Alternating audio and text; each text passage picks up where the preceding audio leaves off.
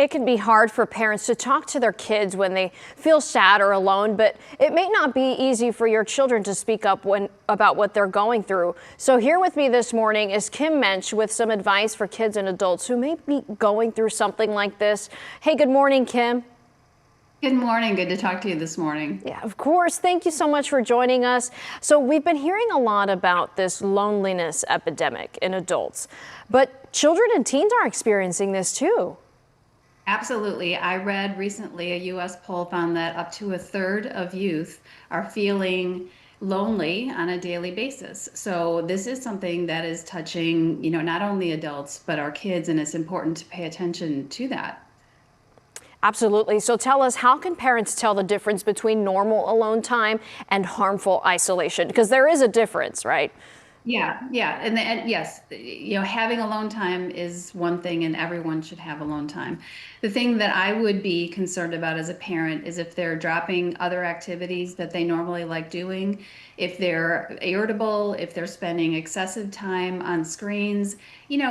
Parents, use your intuition. I think that a lot of times we're parenting from the anxious chatter, and really it's important for you to intuit if your kid is spending an excessive amount of time together, if they're not hanging out with the friends they used to in the neighborhood or whatever, that kind of thing is a signal that you need to do a check-in with them to see where they're at.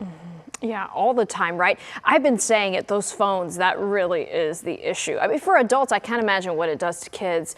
So just tell us, what role does the family play in protecting against loneliness? And in this case, excessive screen time. For sure. Family is the foundation. When kids are seen and heard for who they are at home, they have more resilience out in the world, in their school, in their communities. So family is essential. And I think some of the old school things, I'm not going to say anything that's rocket science this morning. I'm going to remind you some of the things that are important, like family meals, like stopping by and giving your kid a hug before they go to bed at night. Connection is what is needed. So parents, life is busy, and if you have multiple children in multiple activities, as a mom of 5, I totally know that, but it's important to make that one-on-one connection and get a heartbeat, get a pulse on those kids every day. Absolutely. It's all about connection, and it takes effort. So last question before we say goodbye, if you could just tell us, what is one simple step we can all take to connect this weekend?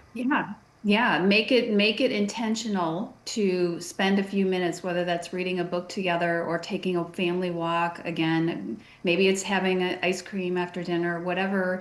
Make that time, be intentional. And also, if you see loneliness, explain loneliness. Maybe there was a time when you were feeling lonely. Make it normal and make it something that this is something we all go through, but obviously we don't, as parents, want our kids to stay there, but let's name it to normalize the fact that sometimes we do feel lonely. Yeah, great advice for us all to hear. Kim, thanks so much again for being with us this morning. You're welcome. Have a good Saturday.